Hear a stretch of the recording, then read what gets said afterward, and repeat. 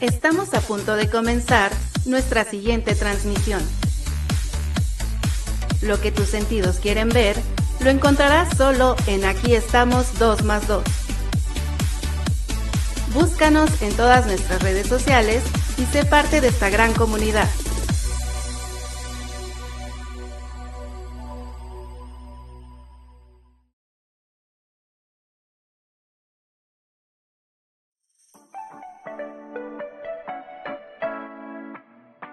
El sabor y la frescura ahora tiene nombre: Filetilandia, restaurante fusión de carnes y mariscos con un sazón inigualable. Trae para ti toros de mariscos, exquisitas chalolas de mariscos, carnes o mixtas, deliciosos camarones, pescado a la talla o a las brasas, además de los platillos típicos del mar, así como también una extensa variedad en carnes, hamburguesas, pastas, pizzas y postres. Todo esto acompañado de la bebida de tu preferencia, bien fría. Contamos con servicio de buffet o servicio a la carta en un horario de 10 de la mañana a 10 de la noche. Estamos ubicados en Boulevard Forjadores 8112, Puebla, México. Visítanos o haz tu reservación al 2223 24 40 60. Calidad, precio y frescura nos distinguen. Somos Filetilandia.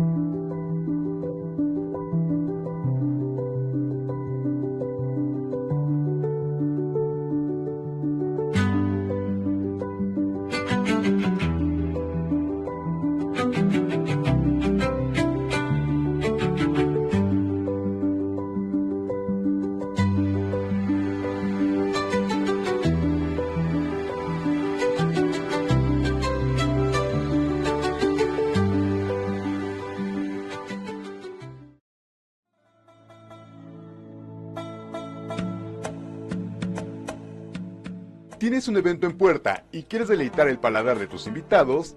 Te presentamos Ambrosía Poblana, Logística y Banquetes. Porque más allá de un evento, una empresa ágil, creativa e innovadora en diseño de todo tipo de eventos sociales y corporativos, ofreciendo calidad en todas nuestras áreas. Dentro de nuestra amplia gama, disfruta de un menú de hasta 5 tiempos. Barra de bocadillos, box lunch, carnitas, parrilladas, michiotes, barra de pizzas, taquizas. Además, conoce nuestra nueva área de Coffee Break. Ya se acercan las fechas decembrinas y qué mejor que compartir los exquisitos sabores con familia y amigos. Tenemos una variedad de platillos para tu cena de Navidad y Año Nuevo. Pierna, pavo, bacalao, corona de cerdo, chipotles rellenos, pastas, ayocotes, ensaladas, postres y polvorones sevillanos. Pregunta por nuestros paquetes. Llámanos a los teléfonos 2441-2541-72 o 2217-67-2040. Somos Ambrosía Poblana, Logística y Banquetes.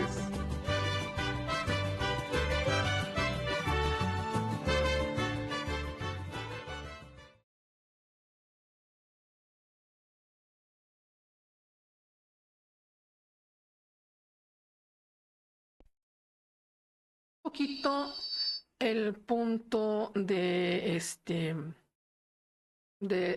parte de la tanatología, que son las pérdidas. Pero antes mandamos saluditos a los amigos que nos están escuchando. Y no voy a decir nombres porque me va a hacer una lista muy, muy larga. Bien, hoy es 21 de mayo del año 2025. Es el 141º día del año. Faltan 224 días para finalizar el 2025. Bueno, los números cardinales se leen de esa forma. A mí también me cuesta trabajo pronunciarlo, como que ya no estamos muy acostumbrados, ¿no? O sea, realmente, de hecho en otros idiomas sí lo ponen así. Por ejemplo, hoy deberíamos decir que es el día 21º. Sería el día 21, algo así. Bien, ¿qué pasó en un día como hoy? Pero de 1499. Bueno, como ya sabemos, para 1499 ya habían llegado a América, ya habían descubierto América, ya había territorios dominados por los españoles. Entonces los reyes de España, muchos no querían venirse a este lugar, a nuestra hoy América. En aquel entonces fue llamada Nueva España. Y no querían venirse a estos territorios. Entonces, los reyes de España, Isabel y Fernando, que eran en aquel entonces los reyes, ellos otorgan a quienes vienen la libertad. O sea, empiezan a mandar gente que era presa, que estaba condenada a muerte, que había sido ladrón, que había sido incluso asesinos, y los mandan a América con la promesa de que si sobrevivían, iban a ser, eran libres, van a ser hombres libres, ciudadanos españoles, pero libres aquí en América, y que iban a poder tomar el territorio que quisieran. Claro, tuvo que haber cierto orden, y empezaron a designar. Entonces, pues sí, pues fuimos un continente conquistado por gente de bajo nivel, de estatus bajo. Estamos hablando de personas que estaban en la cárcel, de personas que estaban condenadas a muerte incluso. Y es la gente que vino a conquistarnos, o sea que pues por eso es que el otro día alguien escuchaba que el karma que tenemos como país es un karma de mucha violencia, y es un karma de respeto, de intolerancia. Entonces pero pues es que es también la gente que nos conquistó. Y bueno, los que estaban acá, pues estaban los aztecas, que eran un pueblo conquistador. Así es que perdieron la guerra, y que al final fueron dominados por los españoles. Eso es a grandes rasgos. Y ya, por ejemplo, en otra ocasión ya hablé de que la ciudad de Puebla, pues fue fundada porque se otorgó el territorio a los peninsulares, o sea, gente que venía principalmente de España. Y entonces, quien donó esos territorios, pues fueron dos pueblos importantes, que de hecho nombran un tercer pueblo, y los menciono porque yo trabajo en esa zona. O sea, los dos pueblos importantes fueron los cholultecas y los tlaxcaltecas. Ellos fueron los que donaron el territorio de Puebla. Y otro pueblo que también es muy importante, porque es un pueblo con antecedentes históricos muy grandes, que fue Totimehuacán.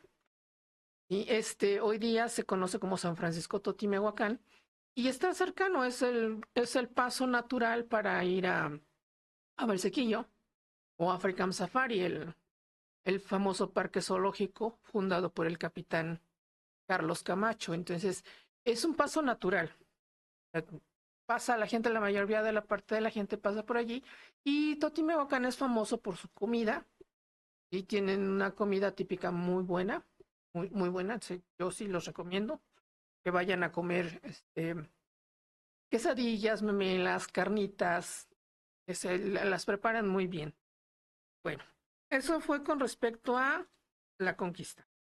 En 1911, en Ciudad Juárez, el presidente Porfirio Díaz, todavía presidente Porfirio Díaz, y el revolucionario Francisco I. Madero firman el Tratado de Ciudad Juárez para poner fin a los combates entre ambos bandos, concluyendo así la fase inicial de la Revolución Mexicana. Nosotros hacemos historia. La Revolución Mexicana empezó el 20 de noviembre, oficialmente, claro, el 20 de noviembre de 1910. Sí, a raíz pues a raíz de que Francisco I. Madero se lanza como presidente de la República, y supuestamente en las urnas es derrocado por Porfirio Díaz. Entonces ahí se alegan varias cosas, entre ellas se alega fraude electoral. Y bueno, el mensaje que manda Francisco I. Madero, que es sufragio efectivo, no reelección, o sea, que la gente vote por convicción por quien quiera votar y que el presidente de la República no sea reelecto. Y de hecho en los países de América, técnicamente México es el único país, no estoy segura, pero creo que es el único país que no permite la reelección. Sí, pero bueno, se los voy a investigar bien. Bueno, eso es, y bueno, Porfirio Díaz, que era un patriota, aunque ustedes no lo crean, él era un patriota y él sí tenía sentimientos, porque de hecho mucha gente no lo sabe, pero Porfirio Díaz era un hombre de confianza de Benito Juárez. Y él fue el general que ganó la guerra contra los franceses. No solo estamos hablando de la batalla del 5 de mayo, sino estamos hablando de otras batallas que hubo, y entre esos el principal general fue Porfirio Díaz. Sin embargo, el rencor, el resentimiento, porque él le dio prioridad a los extranjeros que invadieran y se olvidó de la gente pobre, se olvidó de los campesinos, se olvidó de la justicia social del pueblo, es que fue borrado de la historia como el gran héroe que fue. Pero otro día hablamos de Porfirio, yo creo que en su cumpleaños. En su cumpleaños por cierto, su cumpleaños sería es el día 15 de septiembre. No sé por qué es casual, ¿verdad? No, no es casualidad, después lo voy a explicar. Otra cosa que sucedió, pero ya en 1920, en México es asesinado Venustiano Carranza, el líder revolucionario de 1910. Venustiano Carranza es quien, pues, bueno, renuncia a Porfirio Díaz y entonces asume el reinado, perdón, la presidencia, Francisco I. Madero, pero luego es traicionado y entonces es asesinado y entonces entra otro señor que se apellidaba Pino Suárez y también duró creo que 3 días y es asesinado y entra otro señor por allí y también es asesinado. Por eso se llama la Denia Trágica, o sea, la Denia Trágica porque es de 1910 a 1920, hubo muchos asesinatos. Quien vino a poner un poquito de orden fue precisamente Venustiano Carranza. Él fue quien vino a poner un poquito de orden en México, pero aún así es traicionado y es asesinado. Entró en posesión otro señor, otro general, que se llamaba Victoriano Huerta. Él tiene una frase muy, pero muy terrible, porque él, a pesar de haber sido, él era general del ejército mexicano y era fiel servidor de Porfirio Díaz.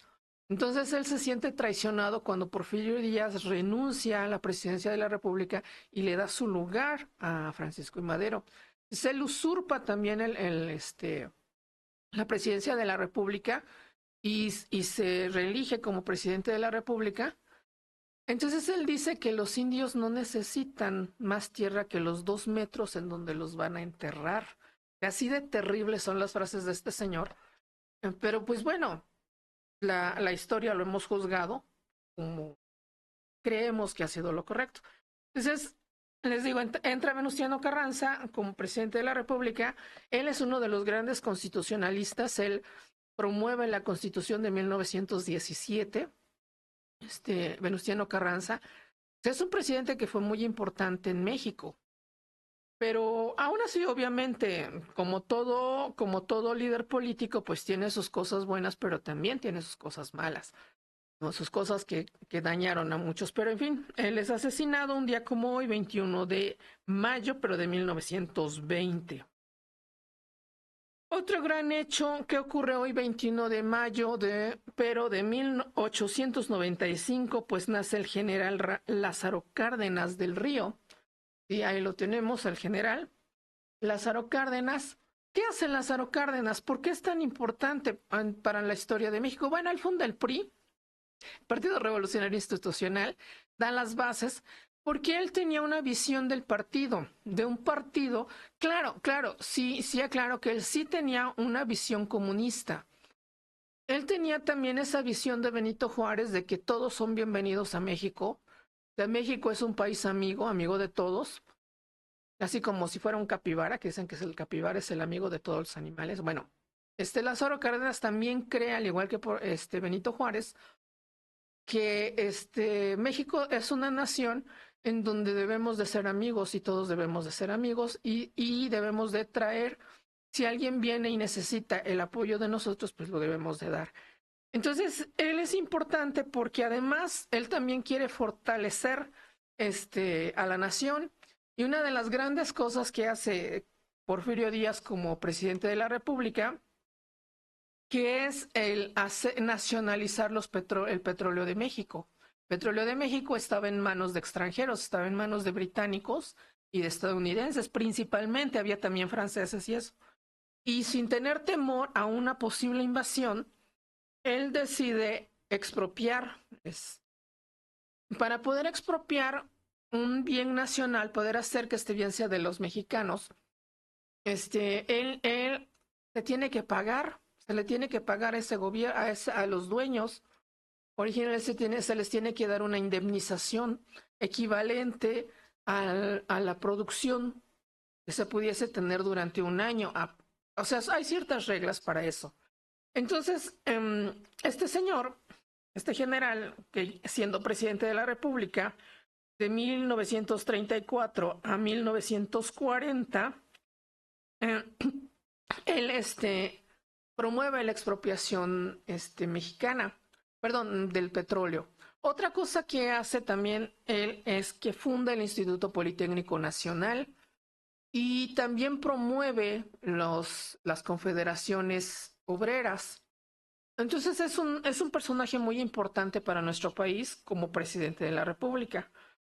Y bueno, otra cosa que pasa en este día es que en 1941, frente a Cayo de Huesos, a unos 200 kilómetros de Miami, hunden el barco petrolero Faja de Oro, que es un buque petrolero mexicano. ¿Sí? ¿Quién lo hunde? Pues lo hunden los alemanes. Se les echa la culpa a los alemanes. No sé qué hacían hasta acá. Estaban potentes, ¿no? Bueno, los alemanes, claro. Entonces, el hundimiento de este barco propicia que México hasta ese momento, hasta 1941, México había mantenido una neutralidad en la Segunda Guerra Mundial. O sea, no se había ido ni con los países del eje, ni con los países que defendían la invasión de los países del eje, que eran, ¿quiénes eran? Eran Alemania, Italia y Japón. Ellos eran los países del eje que querían conquistar al mundo y poner al mundo en su dominio. Entonces, pues en este momento, los alemanes son acusados de hundir el barco Faja de Oro, que era un barco petrolero, y propician que México entre a la Segunda Guerra Mundial. ¿Sí? En 1945, México manda el Escuadrón 201, ¿sí? En apoyo a los países aliados que combatían a los países del eje. Y bueno, al final, pues ustedes saben que pierden los países del eje. En 1963, en la Cueva Civil, en el pueblo de Tirij, en España, son robadas unas pinturas rupestres. O sea, son murales que están hechos sobre una pared, una cueva, y estos ladrones llegan así con un cincel. Sópale, órale, nos lo vamos a robar. Entonces le dan ahí de martillazos y bueno, más que ser un robo, fue un acto vandálico. En 1969, la nave espacial estadounidense Apolo 10 orbita la Luna a 15 kilómetros. ¿Sí? Y uno de los módulos del Apolo 11 se apostan en la Luna, y bueno, ahí viene la famosa frase de Neil Armstrong de que es un pequeño paso para el hombre, pero es un gran paso para la humanidad, porque el módulo lunar baja y hace que estas personas que tripulaban el módulo lunar den ahí por un paseo. ¿Sí? Entonces, bueno, eso es lo que digo. Hoy es Día Mundial del Té, para todos aquellos que gustan de tomar un buen tecito. Hoy es el Día Mundial, es un día internacional, está avalado por la UNESCO, ¿sí? Y bueno, también es el Día Mundial de la Diversidad Cultural para el Diálogo y Desarrollo. ¿Por qué es tan trascendental este día? La diversidad cultural, cuando hablamos de cultura, no solamente hablamos de las diferencias que existen entre nuestros pueblos. Por decir, la culturalidad de la gente que vive en esta zona, en la Margarita, es diferente a la gente que vive, no sé, en el barrio de Analco. ¿Sí? Y es diferente a la que vive en otro barrio importante, en el barrio de Las Palmas, en el barrio de Huexotitla. Sí, son culturalidades diferentes la gente de cada zona. Pero esto no es solamente, o sea, estamos hablando solamente de la ciudad, que cómo varía, incluso varía en su comportamiento, en su forma de hablar. Estamos hablando de la misma ciudad, sus gustos, sus preferencias, y todo eso lo podemos ver, que son cosas que pasan en diferentes contextos. Entonces, el diálogo, o sea, el que nos pongamos de acuerdo con la palabra, nosotros los que estamos aquí involucrados en la comunicación, la palabra es algo importante, o sea, nosotros hablamos, nos decimos, la palabra hablada, bueno, suena extraño, la palabra hablada, la palabra escrita, la palabra gráfica, porque también existe la palabra gráfica, y bueno, ¿cómo ponernos de acuerdo en todos estos aspectos? Por ejemplo, en la palabra gráfica, a cualquier parte del mundo, casi en cualquier parte del mundo, podemos encontrar cosas similares. Por ejemplo, una señal de tránsito. O sea, no lo puedo afirmar, pero técnicamente en cualquier parte del mundo vemos un semáforo y sabemos que verde es avanzar, que rojo es alto y que amarillo es preventivo. Y ahí estamos viendo cómo la palabra gráfica se puede poner de acuerdo en todo el mundo y que sea esa misma señal sin importar el idioma que hables. Sí, y por ejemplo, ¿cuántas veces en la misma casa la familia se habla pero no se habla? Bueno, se habla pero no se entiende. Son de las cosas que parecen increíbles, pero así es. Hablamos el mismo idioma y discuten y discuten y discuten y no se cansan de discutir, porque aquí el problema es de comunicación, el problema es de entendimiento y el problema es de aceptación. ¿Sí? O sea, cuando yo no me entiendo con una persona, también puede ser que yo no esté aceptando la ideología de esa persona. Y entonces es ahí donde chocamos. Había una terapeuta que me decía, no hay ni bueno ni malo. El que es bueno para ti puede ser malo para alguien más. Y bueno, haciendo esa referencia, yo tengo un amigo que es una excelente persona conmigo. Sin embargo, conocí a otros muchachos que conocían a este chico y me decían, es que ese tipo es de lo peor, de lo peor, de lo peor. O sea, es de lo peor, peor, de lo peor. O sea, un superlativo. Y lo tenían con un concepto de que era un hombre malvado, muy, muy malvado. Y yo les puedo decir, es una excelente persona. Entonces, quien es bueno para mí, para otras personas puede ser que no haya sido bueno. Y o sea, lo tenían en un concepto de verdad, muy terrible. Yo nunca vi a esa persona. De verdad, yo siempre que lo he tratado y siempre que lo he visto, me ha apoyado, me ha echado la mano, o sea, y nunca me ha pedido nada a cambio, nada, nada, ni siquiera las gracias, ¿no? Yo de cortesía le llevé una vez unos chocolates porque me ayudó con un favor, algo que yo necesitaba resolver y no podía resolver, y él me lo pudo resolver. Sin embargo, muchas otras personas me decían que él era de lo peor. Y yo les puedo decir, a mí, cuando me hizo ese favor, ni me cobró ni nada, al contrario, o sea, les digo, le llevé unos chocolates y no me los quería aceptar porque decía, no, dice, yo te apoyé porque era para ti. Sin embargo, como les decía, es una cuestión de aceptación a la persona como es. A lo mejor ustedes me digan, no, yo con mi esposo o con mi esposa tengo esta situación y nunca me entiendo con ella. Yo te puedo decir, no es tanto de que no se entiendan, de que no hablen el mismo lenguaje, o sea, ¿cómo no? Hablamos español los dos. El problema aquí es yo no acepto tus ideas y tú no aceptas mis ideas. Entonces no estamos encontrando el punto medio, no estamos encontrando el punto de acuerdo, el punto de tangente. Y al no encontrar ese punto de tangente, pues se disipa, ¿no? Gráficamente en matemáticas, tangente es una línea que toca la circunferencia en un solo punto. Y como viene, por decir aquí, en este punto se toca, entonces la línea corta, se toca y se dispersa, o sea, se sigue. Sí, entonces encontrar este punto en donde me puedo poner de acuerdo con la otra persona, puedo aceptar lo que la otra persona me está proponiendo y yo mismo puedo hacer que esa persona acepte lo que yo estoy proponiendo, es algo muy difícil de concebir. Y es ahí donde entra ese conflicto. Por eso decíamos, el karma de nuestro país es el respeto. Y al no haber el respeto, pues viene el caos.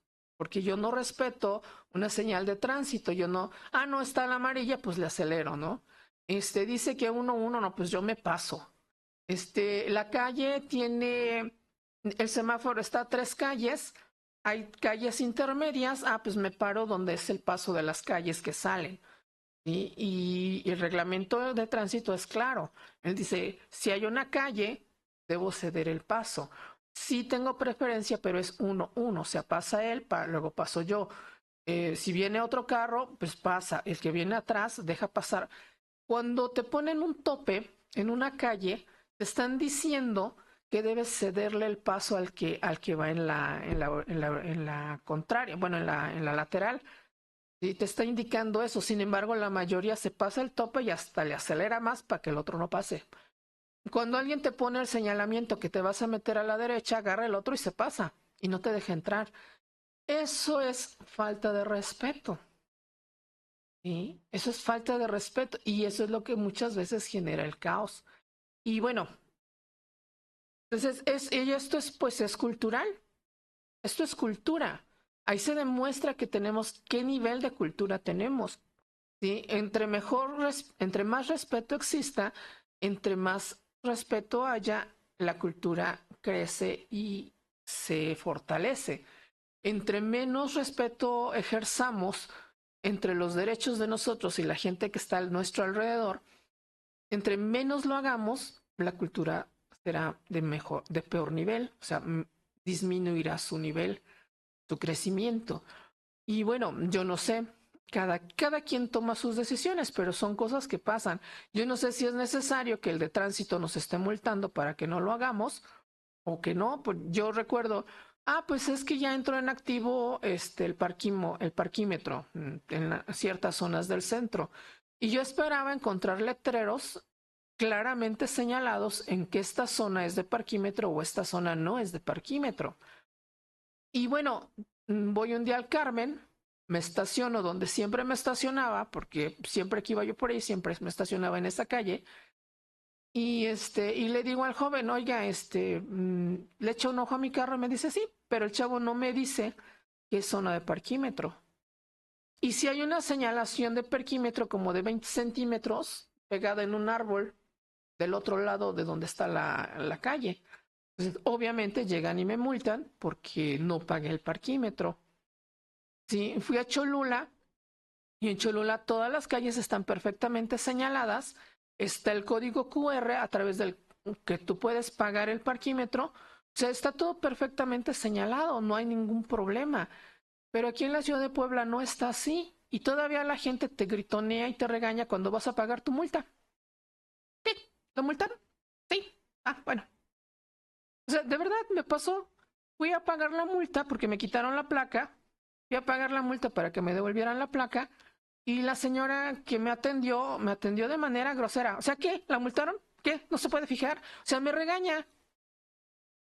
Pero son cosas que pasan. No sé si ahorita con don Pepe, las cosas cambian. Yo lo que digo, yo no me niego a pagar siempre y cuando esté todo bien señalado y uno pueda tener acceso a todo eso. Bueno, vamos a retomar el tema que para el día de hoy había programado. El tema se llama,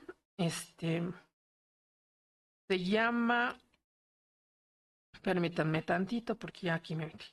Procesos del duelo. etapas del duelo, ¿sí? Entonces tenemos marcadas 5 etapas del duelo que aclaro, no necesariamente van en ese orden. ¿Qué es el duelo? ¿Cómo entiendes el duelo? El duelo es cuando pierdes algo que es muy valioso para ti.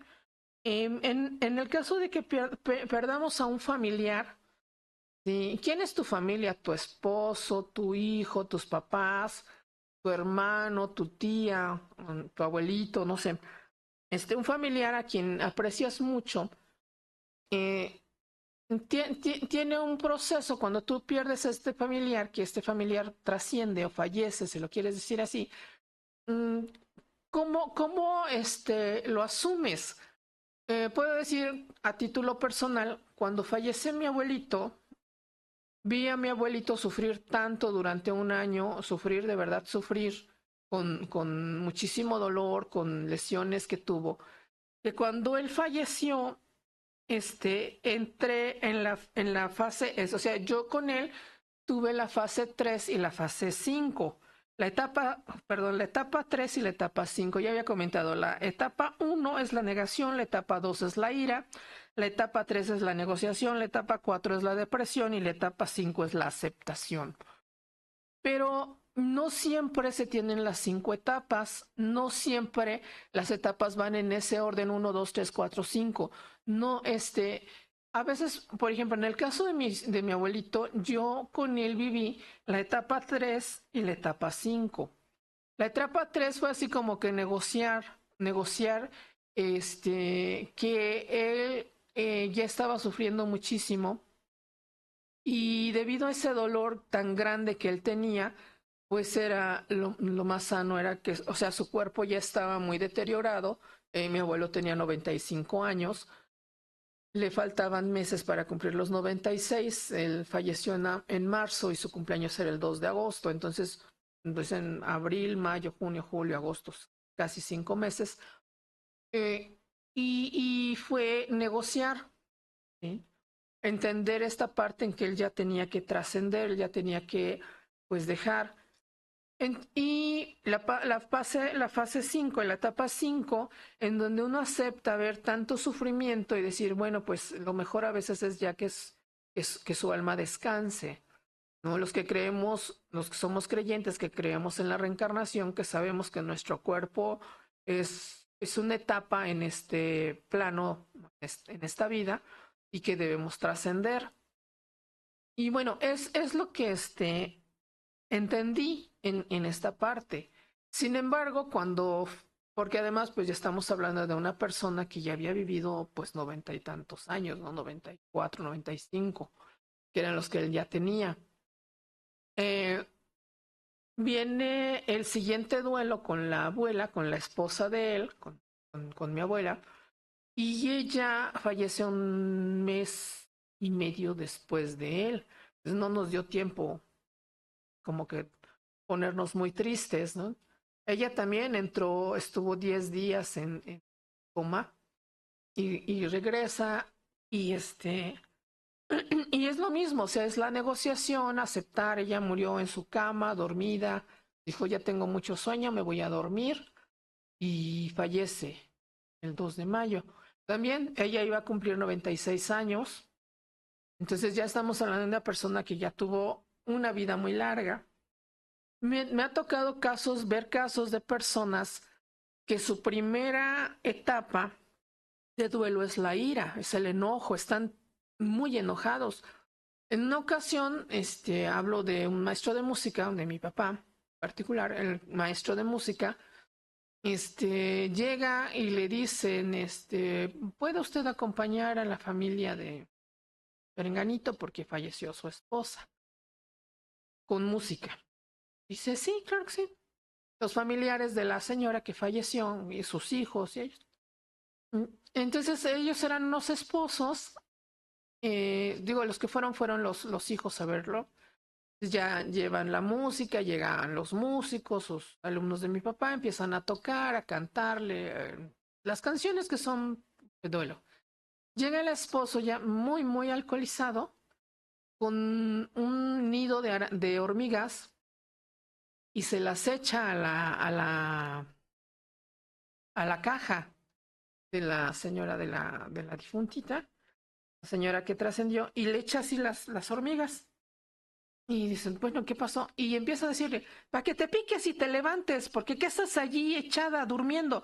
Pero con mucho coraje, el señor, mucho coraje. Y empieza a decirle, quiero que me hagas mi café y hazme mi tortilla. Y bueno, entonces, papá, mamá ya está muerta. No, tu mamá está durmiendo, no se quiere levantar, es una floja.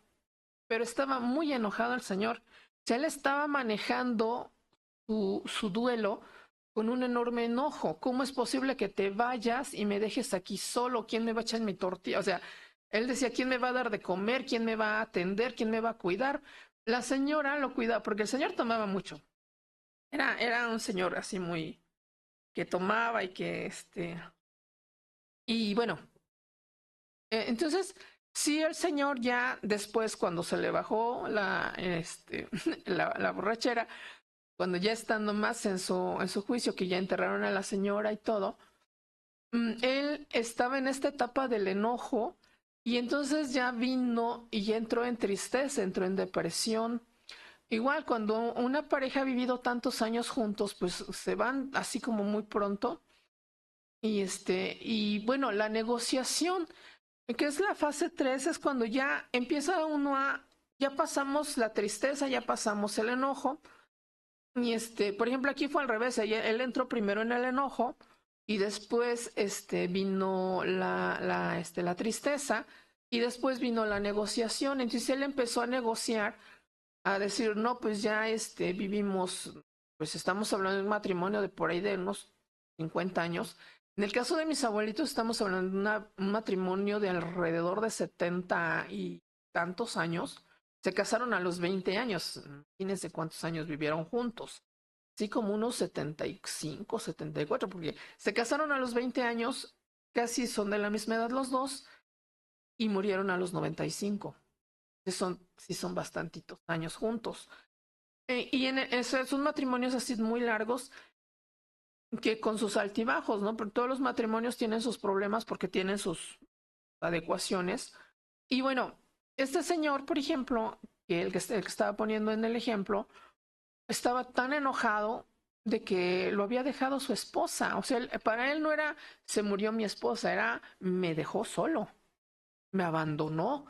Entonces entró en esa negociación y empezó a aceptarlo.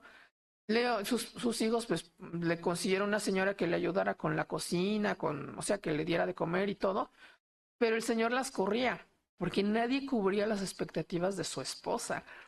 Sí, ya al final una de las hijas pues se lo llevó a vivir a su casa, porque sabes que ya le conseguimos una señora que le cocine, que le ayude, y pues no, él se le regresa, le avienta la ropa, le hace muchas cosas, porque él estaba esperando que las cosas se hicieran como las hacía su difunta esposa. ¿Sí? Entonces las señoras que iban a hacer el quehacer, pues no le gustaba, porque no lo hacían como lo hacía su esposa. Su esposa lo hacía con mucho amor, ¿verdad? Y la otra pues porque le pagaban, entonces, no era lo mismo. Me tocó ver a otra persona en depresión muy fuerte. Fíjense que más personas con las que he convivido ante un duelo, la mayoría han sido con mucha ira, responden con el enojo. Pero no quiero poner otros ejemplos, porque hay otros ejemplos igual de fuertes, ¿no? Que me han tocado ver. Los que he visto pocos han sido esta etapa de aceptación con bueno, un familiar que también fallece siendo joven. El esposo, no, aquí fue al revés, fue la esposa, el esposo fue el que murió, ajá, y la esposa sobrevive. Fue así, no, acepté que mi esposo sufriera. Su esposo falleció por un derrame cerebral muy fuerte. Fue al médico, le dijeron que estaba bien, volvió al médico, le dijeron que estaba bien. Él iba con un dolor de cabeza y bueno, de repente pues tiene el derrame y fallece en el trayecto. ¿Sí? Entonces la esposa pues acepta, ¿no? Acepta, pero las cuñadas de la esposa no aceptan la situación que tuvo su hermano. Entonces las hermanas entran con un enojo muy fuerte y la esposa, al no saber qué hacer, pues se deja morir. y entra en esa depresión. O sea, las hermanas tienen su duelo con ira, empiezan con la ira, hacen los reclamos. La señora con el sufrimiento, con el dolor que está sintiendo por la muerte de su esposo, entra en una depresión tan fuerte, que decide que ya, y es su tiempo. Sí, y lo mismo, o sea, el señor, no era un matrimonio tan largo, era un matrimonio de unos 18 años, tendrían más o menos. Lo que pasa es que ellos ya venían de un divorcio, ¿sí? Ya tenían sus hijos de otros matrimonios, y entonces entran en esta etapa de que se vuelven pareja, se casan, deciden casarse. Entonces su matrimonio no es tan grande, no es tan largo, bueno, tampoco es tan chiquito, 17 años, pues no son fácil, ¿no? Tienen 17 años de casados y muere el señor, pero yo creo que ellos eran la pareja, ¿no? Porque hubo muchas críticas porque la señora era mayor que él, ella le llevaba unos 10 años al señor. Hubo muchas críticas, entonces muere primero el esposo y a los 4 o 5 meses muere la señora. Y bueno, estamos hablando de que aquí la familia, cómo lo acepta, cómo lo asimila. Y miren, en el duelo, no solamente estamos hablando del duelo, no solamente estamos hablando de de perder a una persona, a un ser querido. También puede haber duelo, podemos entender el duelo también de perder a la pareja, de perder al novio. O sea, a lo mejor estás muy enamorada de alguien, pero por alguna razón, terminas soltando.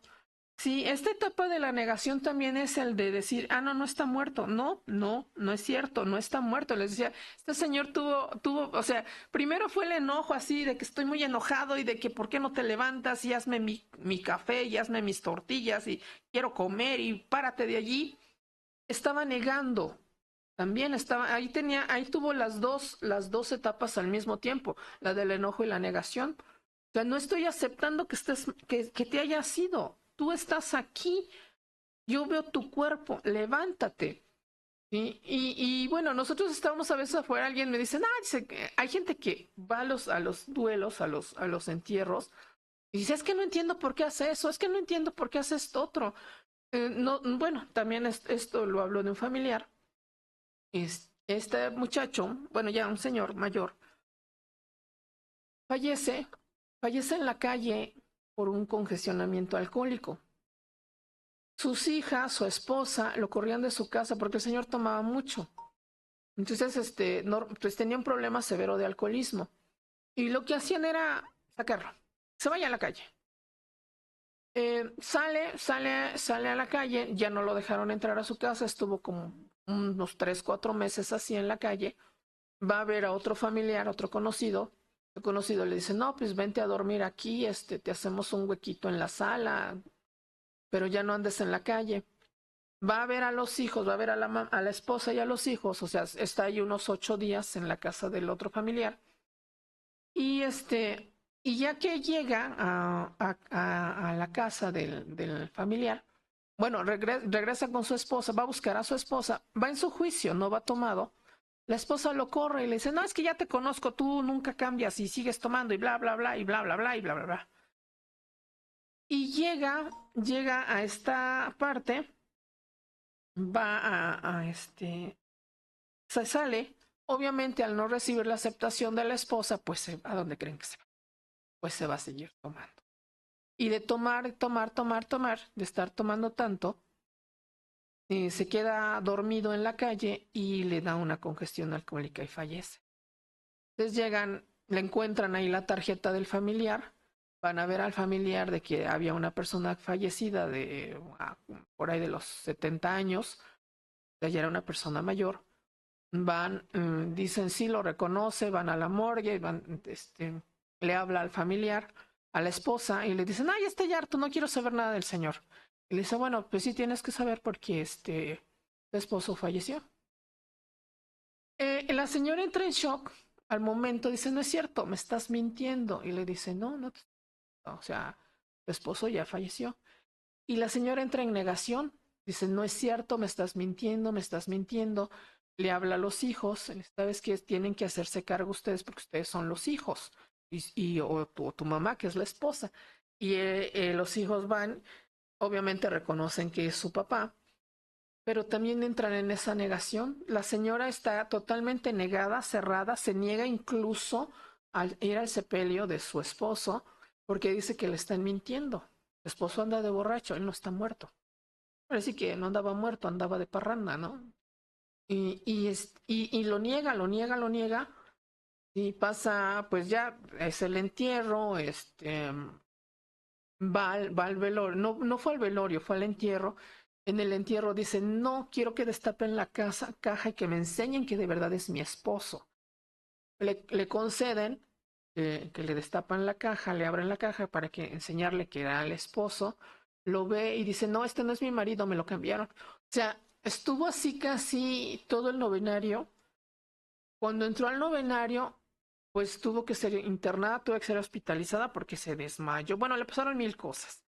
Entonces, decíamos, esta parte de la negociación, perdón, de la negación, que es la primera etapa aparentemente, pero no es la única. Hay personas que la tienen en la primera etapa, hay personas que la tienen en la cuarta etapa, ¿sí? O sea, primero tienen las otras etapas y después tienen la etapa. O sea, no es lo mismo tristeza que depresión, no exactamente. Sí, lo ideal es muchas veces es llegar a la aceptación. Sí, a veces desde la primera hay personas que les decía, hay un tratamiento en tanatología, la próxima semana yo creo que lo voy a compartir con ustedes, de cuando una persona ya está en una fase muy grave. Por ejemplo, hay un dorama, me parece, que habla de una esposa que descubre que tiene cáncer. Entonces le pide al esposo, que era una persona muy apática hacia la señora, que por favor en sus últimos días la trate como si fuera el amor de su vida, ¿no? Total que convence al señor y todo. Y bueno, ya finalmente muere y la reflexión que tiene el esposo pues es de, ¿por qué no me dijiste que estabas enferma? ¿Y por qué no me dijiste que ya estabas tan grave, ¿no? En esta enfermedad tan terrible que es el cáncer, cuando llegan a la etapa final, realmente hasta dónde estar insistiendo, insistiendo, insistiendo en que la familia, en mantener viva a la persona. Y no lo sé. Ahí es precisamente esta parte, porque el duelo no necesariamente tiene que empezar cuando la persona fallece. El duelo puede empezar desde que la persona está enferma y negociar, ¿no? Por ejemplo, yo sabía que mi abuelita era diabética, tenía diabetes desde los 50 años, tenía 94, 95, y había mantenido su diabetes en una buena calidad de vida. Sí, pero obviamente al fallecer su esposo, pues entra en depresión. Empezó así en una situación de no quiero comer, no me den esto, no quiero nada, no quiero agua, no quiero... Y entonces era negociar con ella todos los días. Y al final, pues ella entra en un coma, y ya dice, pues ya no me estén dando vida artificial, ya déjenme en paz, ¿no? Que está diciendo, pues ya se quiere morir. Entonces el duelo empieza desde allí, desde esta parte cuando el familiar está muy grave. Y es lo que nos habló a nosotros la tanatóloga, que nos dijo, bueno, ya su mamá ya está muy grave, o sea, consideren que ya está cansada, su cuerpo ya está muy deteriorado, la enfermedad, o sea, ella tuvo una muy buena calidad de vida y en el último año se vino abajo toda esa calidad de vida que había tenido a pesar de ser una persona con diabetes que desde muchos años antes. Yo conozco otras personas que tienen diabetes, no llegan a los 90 años, o sea, de hecho no llegan ni a los 80 o quizás ni a los 70 y tantos, o sea, empiezan a morirse a pedazos, ¿no? El dedo, el pie, la pierna. Son cosas que pasan en la realidad. Entonces, el duelo empieza desde allí, cuando empiezas a perder a tu familiar, cuando la salud de tu familiar ya no es lo ideal, ya no te favorece.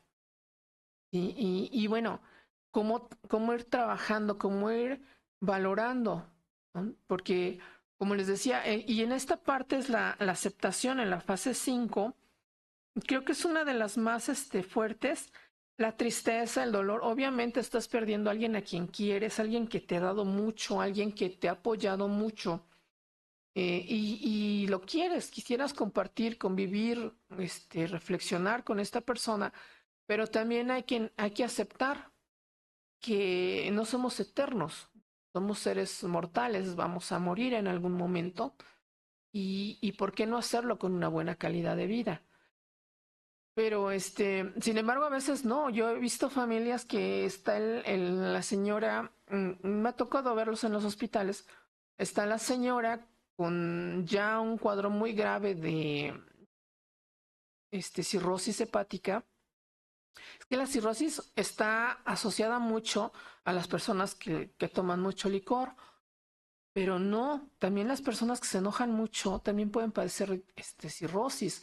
Las personas que contraen hepatitis C en algún momento de su vida también están destinadas a sufrir de cirrosis.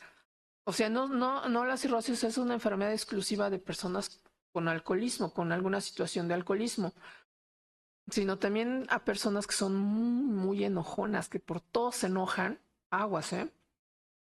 Y me toca ver a esta señora en el hospital y pues no, pues es que no, queremos que mi mamá se salve. Y el doctor le dice, su mamá ya no se va a salvar. Y estoy hablando de una señora no muy grande, una señora de unos 62 años, algo así. Y el doctor le decía, es que su mamá ya está muy grave. No, haga lo posible, doctor, que mi mamá se salve y por favor. Los hijos gastaron tanto dinero, de verdad, gastaron mucho dinero, mucho por su mamá, y la mamá pues al final no sobrevivió, porque ellos querían darle vida, pero pues ya su hígado estaba destrozado, ninguno de ellos era compatible. Eso es algo muy interesante del hígado, que los doctores han escuchado, que dicen que te pueden poner una parte del hígado que sea compatible con la persona que lo necesita, y el hígado se regenera. Eso es lo interesante. Bueno, las 5 etapas del duelo, ¿sí? Que son negación, ira, negociación, depresión y aceptación. Nos vemos la próxima semana. Tengan una excelente semana y disfruten de este hermoso mes de mayo y de los hermosos calores que tenemos.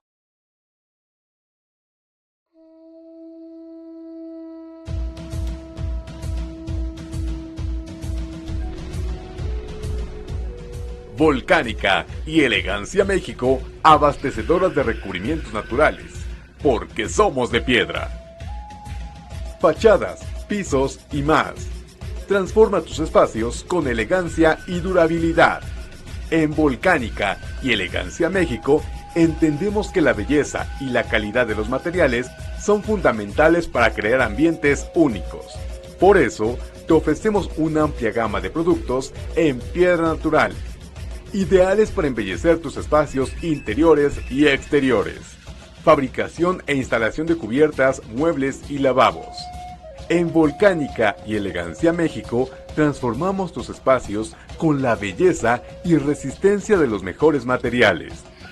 Ofrecemos una exquisita selección de granito, cuarzo, cuarcilla y neolith, junto con un servicio de fabricación e instalación de cubiertas.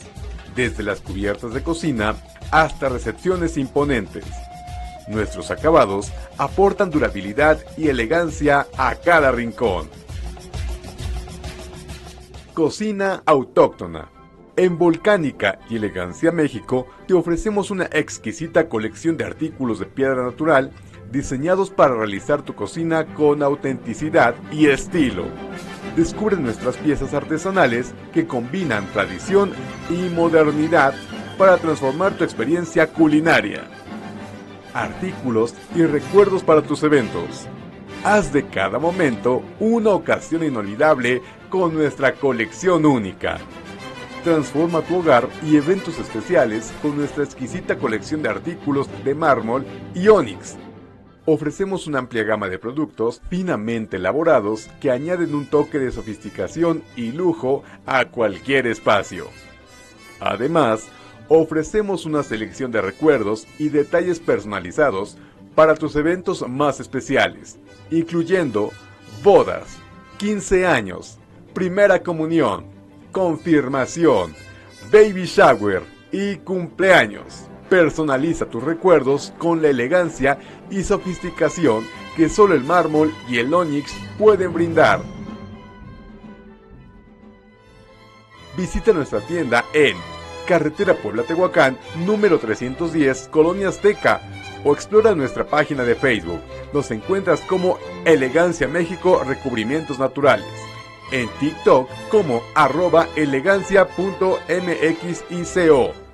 O contáctanos a los números 2212 54 61 58, 2223 07 35 32, 2216 64 81 93.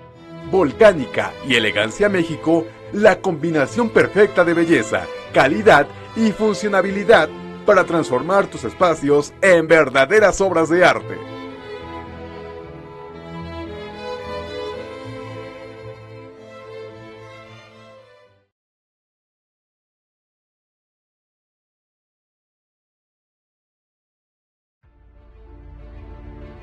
Las opiniones y comentarios expresados en este programa son responsabilidad de los conductores e invitados, sin representar necesariamente la postura o ideología del canal.